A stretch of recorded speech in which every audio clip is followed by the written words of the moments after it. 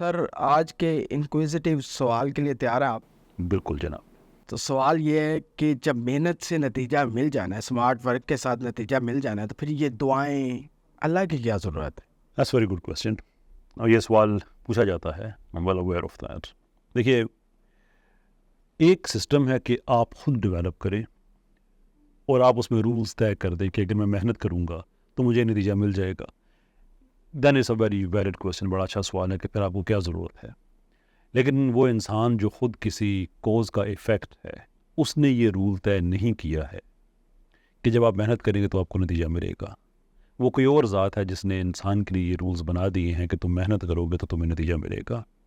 اللہ تعالیٰ یہ کہتے ہیں کہ جس ذات نے یہ رول طے کیا ہوا ہے اس کو ایکویژن سے نہ نکالنا، اس لیے کہ اسی کا ہی کنٹرول ہے اس سارے کے سارے سسٹم پہ.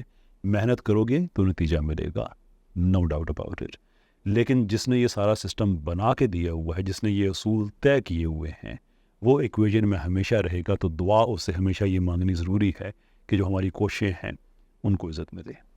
لیکن سر جو اللہ کو نہیں مانتے، دنیا میں بہت سے ایسے کامیاب لوگ ہیں جنہوں نے بالکل بھی اللہ کو نہیں مانا، تو وہ بھی تو کامیاب ہیں. انہوں نے تو کوئی دعائیں نہیں پڑھی، انہوں نے اپنا اسمارٹ ورک دکھایا اور کامیاب ہو گئے. وہ بغیر اللہ کو مانے کامیاب ہے، اور ہم اللہ کو مان کے بھی نہیں کامیاب. تو اس میں کیا فرق ہے؟ سو دس از ویئر دا ڈفرنس لائز کہ نظام رولز اللہ تعالیٰ نے بنا دیے ہیں کہ آپ محنت کریں گے تو آپ کامیاب ہو جائیں گے. اس کے بعد آپ کا ایک کانشنس اس چیز کی اکنالجمنٹ ہے کہ ہاں وہ عظیم ہستی جس نے یہ رولز بنائے ہیں، ہم اکنالج کرتے ہیں اس بات کو، محنت بھی کرتے ہیں اور شکریہ بھی ادا کرتے ہیں. ورسز وہ لوگ جو صرف اس سسٹم کو یوز کرتے ہیں لیکن اس کے بنانے والے کی طرف کانشیسلی ریفر نہیں کرتے.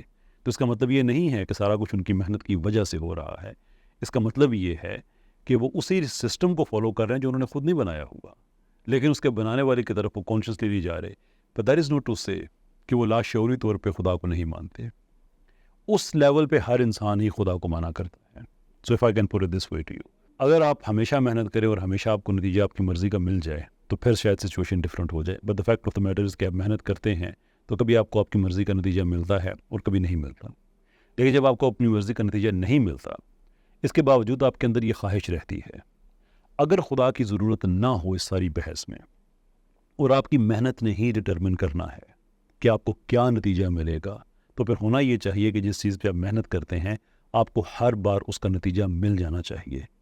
لیکن اگر نتیجہ بھی نہیں مل رہا اور نتیجے کی خواہش بھی ختم نہیں ہو رہی، تو پھر کون سی ایسی ذات ہے جسے آپ کا لاشعور گفتگو کر رہا ہے اور اسے مانگ رہا ہے؟ آپ کی ذات تو نہیں ہو سکتی، کیونکہ اگر آپ کی ذات ہوتی تو نتیجہ آپ کو مل جاتا. لیکن سر آپ کہہ رہے ہیں کہ آپ کی مرضی کی محنت آپ کرتے ہیں، آپ کو نتیجہ مل جائے اگر ملنا ہوتا تو. لیکن آپ لاشعوری جو ہے وہ آپ خدا کے ساتھ رابطے میں رہتے ہیں. لیکن اس پہ سر ایک چیز اور ہے، صرف محنت نہیں، اسمارٹ ورک بھی انسان کرتا ہے. اس کے ساتھ ایک اسمارٹ طریقے کے ساتھ محنت کرنی چاہیے، دین ہی نتیجہ ملتا ہے. تو مجھے نہیں لگتا کہ جو کامیاب ہوئے ہیں انہوں نے اس کام کے لیے محنت نہیں، بالکل اس کام کے لیے محنت کی ہوگی. وہ اسمارٹ ورک بھی انہوں نے اسی کام کے لیے کیا ہوگا تو ان کو مل گیا. شور.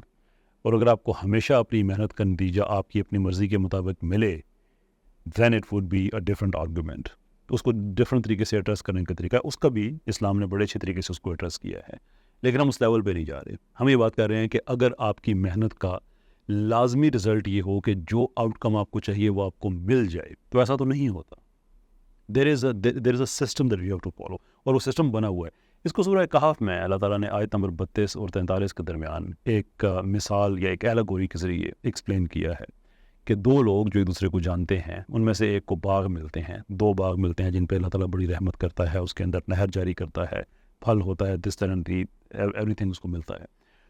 اور وہ آدمی اس تکبر میں آ جاتا ہے کہ یہ سارا کچھ میرا ہی کیا ہوا ہے، اور یہ کہ کوئی قیامت نہیں ہوگی، اور اگر میں مر جاتا ہوں تو مجھے اس سے بھی شاید کوئی بہتر چیز مل جائے.